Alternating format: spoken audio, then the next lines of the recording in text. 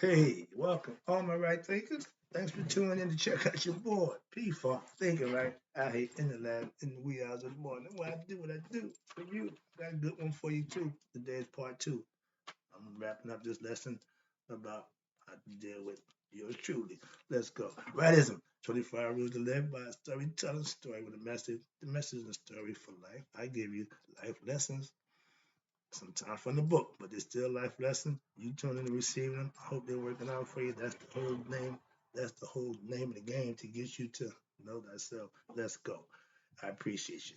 Right thinking mission, and that's what I'm on, is to enlighten, inspire, educate, and motivate you, the individual, to a higher spiritual level of enlightenment.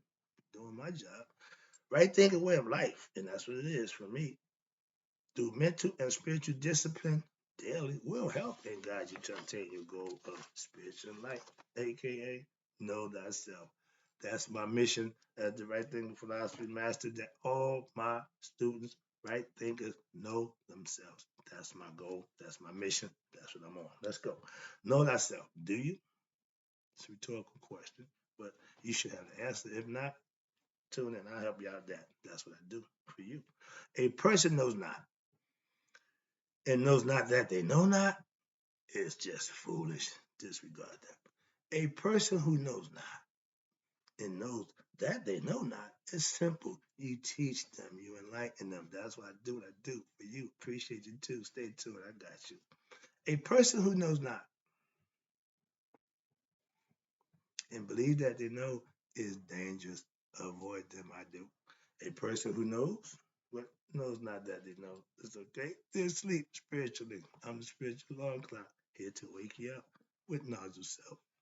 A person who knows and knows that they know is why, excuse me, follow them. All this person reside in you. Right? Think and know thyself. And to my eye, be true. This book says it all. That's what I'm doing. I'm initiating you. Now I'm talking, trying to teach you how to. First, I just taught you how to approach your spiritual preceptor, aka sage. Now I'm gonna teach you how to treat your spiritual preceptor. Oh yeah, it's some things you aspirants need to understand about teaching your teacher or approaching or treating your teacher. All right, so let's go. Right thinkers, I ended up telling you about relationship between the egoistic people. But if you are egoistic, your intentions are not pure, you're not going to learn lessons, you won't progress. So understand this. Now, let me tell you how to treat the spiritual preceptor. And one thing you have to know, let's start with this one. Never treat the preceptor as an ordinary person who, like others, has an opinion you can accept or disregard. He's on top of his game. Respect him. If you want to be free, if you want to be a free spirit, okay, and exercise your free will, you have no need of a preceptor. You should be doing your own thing. If you want to do you, you got no need to mess with me. Trust me.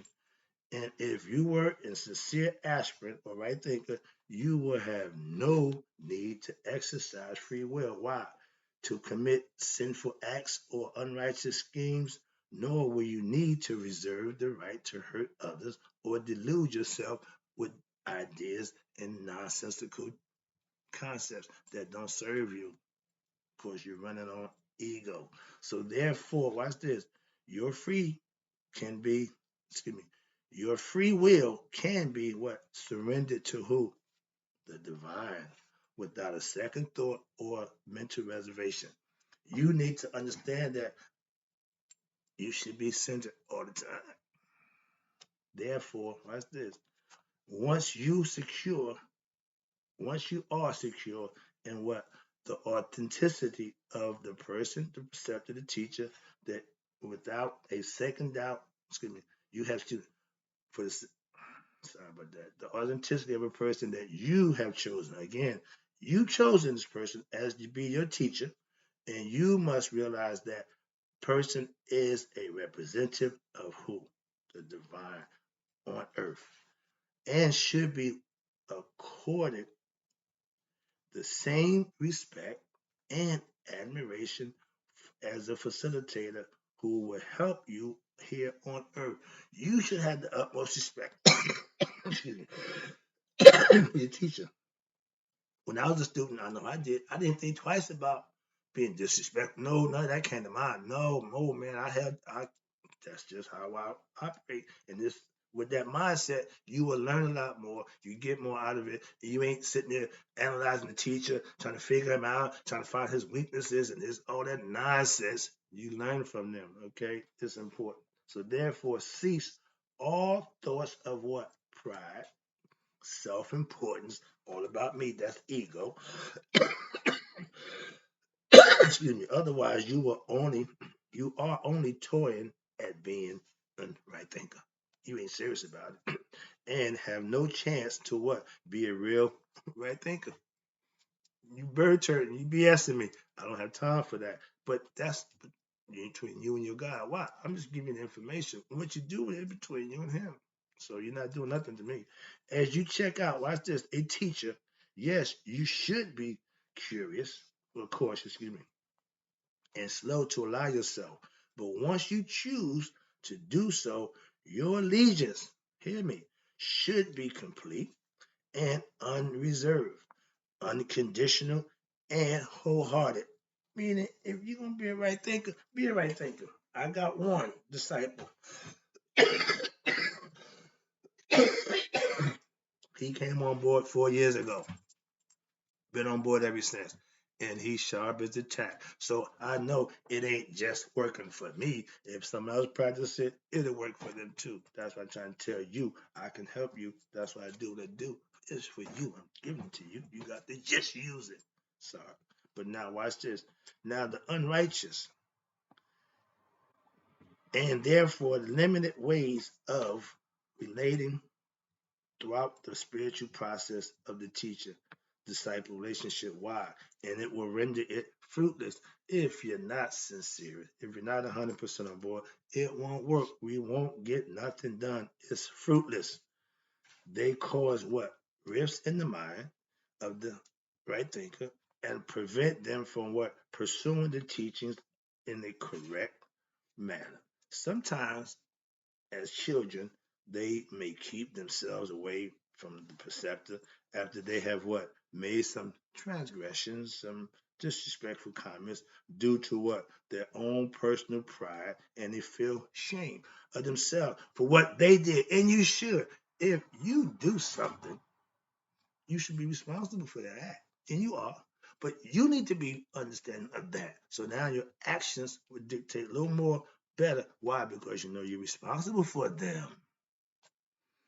At these times, watch this, when life humbles, okay, the aspirant, and it is even more important what? That they should trust in who? The teacher, who will never, understand this, rub their nose in it or turn them away. I'm not a I told you so type of dude. I'm not a vindictive type of dude. No, no, no. I'm just here to try to help you be your best self. I'm not caught up in a whole bunch of other stuff. Seriously. Okay, so and as a preceptor is like the sun. Why? Who witnesses what the good and the bad, but yet remains aloof. I'm not getting into your personal business. I'm a teacher. I'm not the damn. And watch this. Stay in aloof, remain aloof, and guess what? Dispassionate, but yet in touch.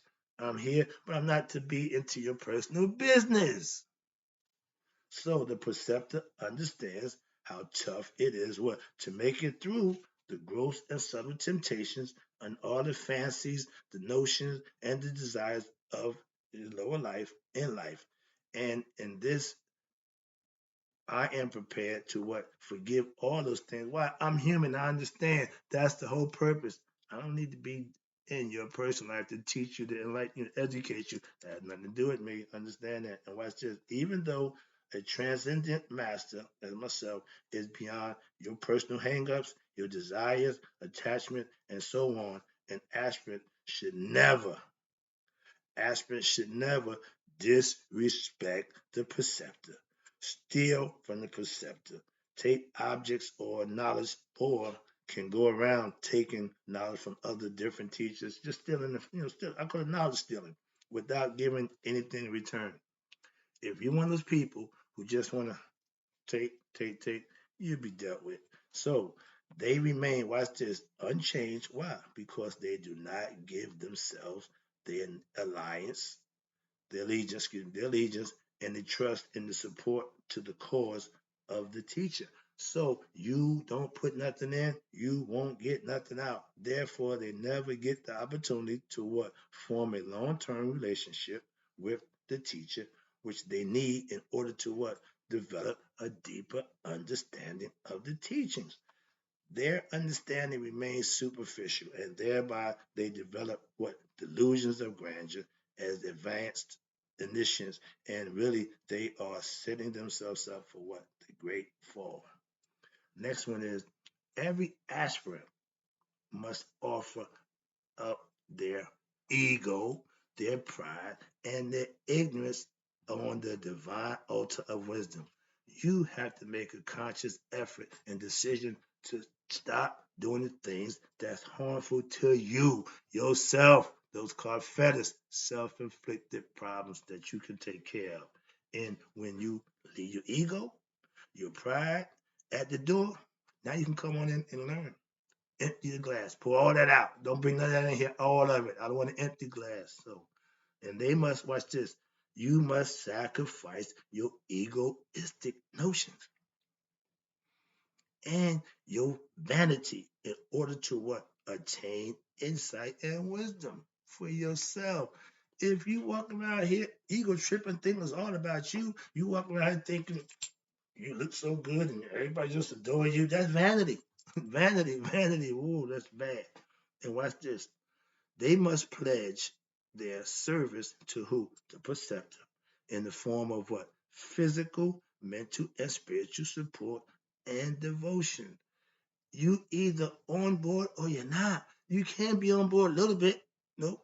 Further, watch this. An aspirant should not what? Hesitate to beg the petitioner's forgiveness for what? Any transgressions or disrespectful actions that they have taken part of. Once you make that error, you should correct it, apologize, and then move on. While the receptor is not personally bothered, and I'm not, by what? Transgressions and disrespectful insolence, treatment, etc. Why? The perceptive voice is silenced in the presence of such ignorant aspirants. I'm not arguing with you. I'm not teaching you. I'm not being bothered with you. We will be done. That relationship will be severed. And watch this. Because the silence and presence of such ignorant aspirants, and this hurts them severely. Why? Allowing the cycle of what? Ignorance, pain, and suffering in their life, and they end up reincarnated to what? Continue unabated. Meaning you still doing Ouroboros, chasing your tail. You ain't getting better at life, and you're gonna come back again and gonna do it again over and over again. It's a life cycle for those who are ignorant, never wake up, figure out who they are. Disrespect, listen, disrespect and callousness, as well as ill manners and rudeness, are symptoms of what? Spiritually immature people. In essence, your ignorance, spiritual teachings to such a personality would be as effective as what instructing a dog or a cat on their finer principles of brain surgery, meaning you wasting your time. That's why in my story I tell you, those who don't know and don't know that they don't know, don't worry about them. Why they ain't even the ballpark. Disregard them. That's certain people you just gotta leave alone. And watch this. This unrighteous way of relating closes the doors to what? A real spiritual instructor. If you got a problem with the teacher, you're gonna miss out. Watch this. And this closing has been the fault of who? The aspirant. Again, take care to not be what? Two-faced. Say one thing to him, say one thing to her. Say the same thing to him as you say to her. Simple. That's how you avoid being two-faced. And you end up burning your bridges. Why? Thinking that you have attained some higher level and no longer need the teachers, or you discover a better teacher. Again, and this disrespecting the old to go to the new, don't do that. If what you doing ain't working for you, just move on. Man, don't go to him. He only somebody. That's what we do, but that's just not wrong. That's just wrong. Now watch this. But the old brought you to what the new you think you have arrived at, and is therefore what worthy of the same respect and gratitude that was supposed to have been arrived at, and therefore, and excuse me, the old brought you to the new, same respect and gratitude that was supposed to have been conducted or lack of therefore as this aspirant is severely affected by their actions. You are your worst enemy when you oppose what's supposed to be doing and you do what you're not supposed to be doing. That's a you problem. Even the subtlest unrighteous acts, watch this, is the pathway to what? Strengthening that ego, and egoism leads to what? Impaired intellect and degraded feelings. You will self-serve. When the ego is in control, you're self-serving. You edge God out. There's no God in ego. Unrighteous behavior reverberates in what? The consciousness of the aspirant and forms what? Negative impressions in the mind that cloud understanding and make life seems very uneasy. You're causing your own problems. Therefore, do this. Take care to make sure that your relationship with your preceptor is what? Righteous. If not in the beginning, certainly in the end. But there's only one true ending if it's been referred to as such, and that is what? The attainment of spiritual enlightenment. That's my goal for my right thinkers. And does a river, watch this, does a river end when it joins the ocean? In like manner, the true end of the road of the teacher-disciple relationship is what? The aspirant's attainment of enlightenment. But this is not the end of the road, but a merging of what? Aspirant's consciousness with that of the teacher, the beginning of a conscious experience of the transcendental spirit. And here again, also the journey of the aspirant who has now become what? A preceptor himself. And this is the initiatic tradition. You pass it on. When you gain it, you understand it, you use it, and you pass it on, which reaches back to what? The far reaches of time, all the way back to the first aspirants, those who learned from the god Tahuti directly and became what? Preceptors to those who followed next, and so on, even up to present day. You must treat your spiritual preceptor even better than you treat someone you love. Really? Ordinary love affairs are fraught with what? Strife, love, hate, periods, sprinkled with passion moments and dashes of exuberance, flights of fancy. People develop possessiveness and attachments and call these love, and also they fall out of love as if it were a disease. This, of course, is not true love. True love transcends even the capacity to feel anger or disdain. If you truly love something, you stick with it through thick and thin, and there is no what? Falling out of love or of it. It is an upward and expanding movement that is all encompassing and eternal. So, unless you have loved in this way, do not believe that you have truly loved. For what? Loved anything. Your relationships are only training you for true love, and you must learn that from the preceptor. You must attempt to never lose your temper in the presence of the preceptor. You must never treat the preceptor unrighteously, or with resentment. You must learn to receive whatever the teacher says, apply it to your life. That's the whole point. What I'm giving you is something you can use. I'm about to wrap it up now. Many aspirants have learned to do things their own way instead of what? Following instructions from the teacher. That's right thing philosophy. I just give you the instructions. You can do what you want with them, but if you do it your way, it may not work. Do it the right way. I'll be back. Appreciate you.